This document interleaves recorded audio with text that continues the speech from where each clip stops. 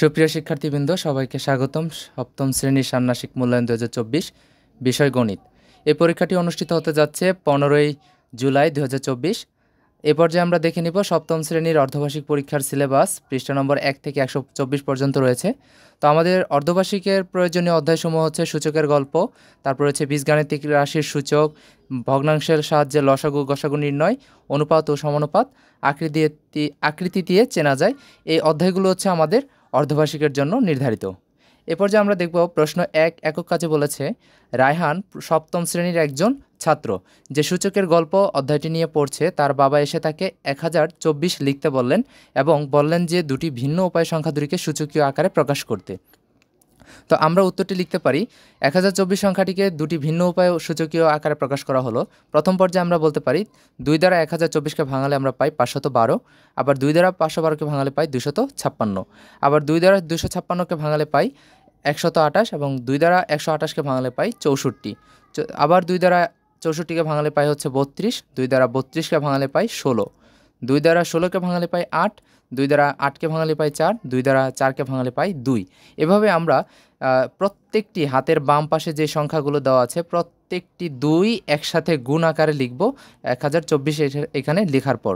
তাহলে আমরা এখানে সংখ্যাগুলো দেখতে পাই 1টা 2টা 3টা 4টা 5টা 6টা 7টা 8টা 9টা 10টা, অর্থাৎ এখানে 2 রয়েছে 10টা, তাই 2 এর পাওয়ার হবে 10। তো এটা হচ্ছে আমাদের প্রথম পর্যায়ের জন্য সূচকীয় আকার। এবার আমরা দ্বিতীয় পর্যায়টি দেখে নিব। দ্বিতীয় পর্যায় হচ্ছে 1024, এটা লেখার পর আমরা লিখতে পারি 2 গুণ 512। আমরা চাইলে প্রতিটার জন্য হচ্ছে ভাঙে ভাঙে লিখতে পারি, আবার সাথে চাইলে সূচকীয় আকারে প্রকাশ করতে পারি। যেমনটা হচ্ছে আমি পাশে সমান চিহ্ন দিয়ে দেখিয়ে দিচ্ছি, দেখিয়ে দিচ্ছি, যেখানে হচ্ছে 2 গুণ 2 সমান সূচকীয় আকারে লিখতে পারি 2 এর পাওয়ার 2 গুণন হচ্ছে 256, এভাবে আমরা লিখতে পারবো। এবং চাইলে আমরা এই স্ক্রিনে দেখানো যে আমরা 2 গুণ 2 গুণ 256 লিখেছি এভাবে লিখতে পারবো। আমাদের ইচ্ছা আমরা দুইভাবে এটা করতে পারি, কোনো সমস্যা নেই। তারপর হচ্ছে নিচের জন্য আমরা লিখতে পারি 2 এর পাওয়ার 3 গুণন হচ্ছে 128, এভাবে লিখতে পারি। অথবা আবার এভাবে লিখতে পারি যে 2 গুণন 2 এর পাওয়ার 2 গুণন হচ্ছে 2 গুণন 128। আমাদের ইচ্ছা আমরা যেভাবে খুশি লিখতে পারি, কোনো সমস্যা নেই। তোমরা এই নিয়মটি ফলো করলে তোমরা সম্পূর্ণ অঙ্কটি এভাবে শেষ করতে পারবা এবং হচ্ছে 2 এর পাওয়ার 10 হিসেবে চলে আসবে। এবার একক কাজ 2 নম্বরটি আমরা দেখে নিব, যেখানে হচ্ছে করিম সাহেবের 2048 বর্গ সেন্টিমিটার একটি আয়তাকার জমি রয়েছে। তিনি এই জমিকে ফলের বাগান করতে চান। এজন্য তিনি জমিতে নিম্নরূপ একটি দাগ টানেন, যেখানে তোমরা দেখতে পাচ্ছ যে 3টা দাগ টানা রয়েছে, 3টা আয়ত আকৃতির চিহ্ন দেওয়া রয়েছে বা আকৃতি বলা রয়েছে। তো এজন্য তিনি জমিতে নিম্নরূপ দাগটি টানেন। সর্বোচ্চ কতবার দাগ টানতে পারবেন যাতে দাগকৃত প্রতিটি অংশের ক্ষেত্রফল 2 বর্গ সেন্টিমিটারের কম না হয়? অর্থাৎ তিনি সর্বোচ্চ কতটি দাগ টানতে পারবেন যেটার অংশের ক্ষেত্রফল কিন্তু 2 বর্গ সেন্টিমিটারের কম না হবে। তাহলে আমরা চিত্র থেকে দেখতে পারি, প্রথম হচ্ছে আমাদের হাতের ডান পাশে যেটা হচ্ছে আমরা ক দিয়ে বলতে পারি এটা একটা আয়তক্ষেত্র। খতে আমরা এই আয়তক্ষেত্রকে 2টা খণ্ডে ভাগ করলে দেখতে পাই হচ্ছে এ এবং বি 2টা অংশে কিন্তু ভাগ করা যায়। এবং গতে আমরা যদি আয়তক্ষেত্রটাকে ভাগ করি তাহলে এ বি সি ডি 4টা অংশে কিন্তু আমরা ভাগ করতে পারি। তার মানে এই একটা আয়তক্ষেত্রকে কয়টা অংশে আমরা ভাগ করতে পারি এটা এখানে দেখে নিলাম। তবে প্রত্যেকটা আয়তক্ষেত্রের জন্য 2 বর্গ সেন্টিমিটারের কম না হয় সেদিকে কিন্তু খেয়াল রাখতে হবে।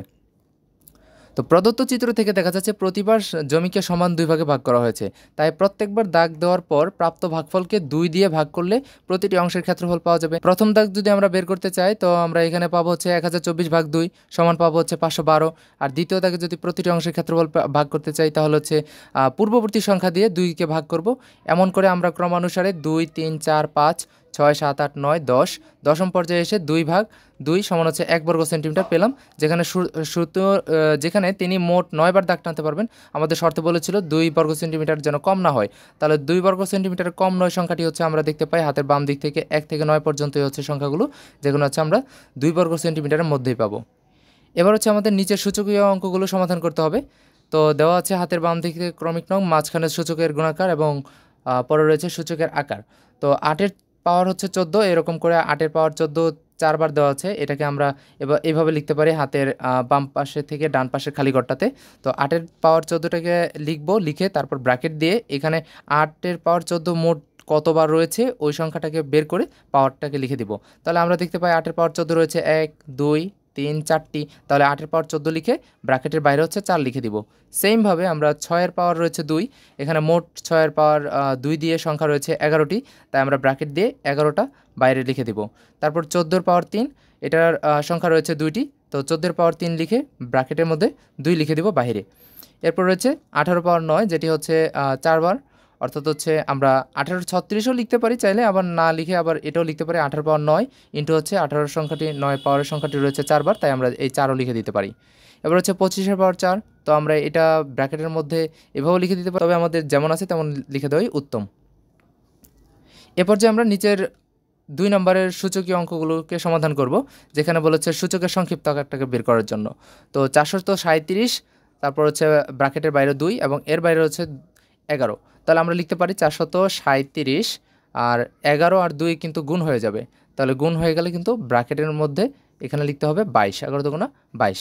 তারপর রয়েছে 19, 19-এর পাওয়ার হচ্ছে 2, তো বাইরের 4-এর সাথে গুণ হয়ে গেলে হবে কত 8, 4 দুগুণা 8। তারপর রয়েছে 34, পাওয়ার হচ্ছে 3, তো বাইরে পাওয়ারের সাথে গুণ করলে 7-এর সাথে গুণ করলে হয়ে যাবে 21, 3 সাথে 21। এরপর রয়েছে 2-এর পাওয়ার 2, বাইরের পাওয়ার রয়েছে 3, তাহলে 2 লিখে বাইরের পাওয়ারের সাথে যদি 3 গুণ করে দিই তাহলে 3 দুগুণা 6 হবে। তো সেমভাবে 13-এর পাওয়ার রয়েছে 3, বাইরের পাওয়ার রয়েছে 1, তাহলে 3 একে 3, অর্থাৎ হচ্ছে 13-এর পাওয়ার হবে 3। তাহলে এভাবে হচ্ছে সূচকের সংক্ষিপ্ত আকারটা প্রকাশ করতে পারো। এবার আমরা দেখে নিব খালি ঘরের মাধ্যমে সূচকীয় অঙ্কগুলো কীভাবে প্রকাশ করতে হয়। তো হাতের বাম দিকে দেখতে পাচ্ছ যে 8-এর পাওয়ার রয়েছে 5, তারপর ইন্টু দিয়ে 8-এর পাওয়ার এখানে খালি ঘর বসাইছে, এরপর লিখলো 8-এর পাওয়ার 14। এই ক্ষেত্রে তোমাদের একটা কথা বলে দিতে চাই যে গুণের বেলায় হচ্ছে যোগ করতে হবে এবং ভাগের বেলায় বিয়োগ করতে হবে। তো যেহেতু আমাদের হাতের বাম দিকের সংখ্যাগুলোর মধ্যে একটি সংখ্যা মিসিং, তাই ডান দিকের সংখ্যা থেকে বাম দিকের সংখ্যাটাকে বিয়োগ করে দিতে হবে, তাহলে কিন্তু আমরা সংখ্যাটা পেয়ে যাব। তো 8-এর পাওয়ার হচ্ছে 14, 14 থেকে যদি আমরা 5 বিয়োগ করে দিই পাওয়ারটাকে, তাহলে পাবো হচ্ছে কত 8-এর পাওয়ার 9 পাবো। তো এখানে কিন্তু 8-এর পাওয়ার 9 হবে আমাদের এই খালি ঘরটাতে। তো তদ্রূপ আমরা পরবর্তী সংখ্যাটি দেখতে পাই হচ্ছে 14-এর পাওয়ার হচ্ছে খালিঘর দিয়ে ইন্টু দিয়ে 14-এর পাওয়ার 15 বসাইছে, এখানে দেওয়ার পর এদেরকে উত্তরে বলেছে 14-এর পাওয়ার 22।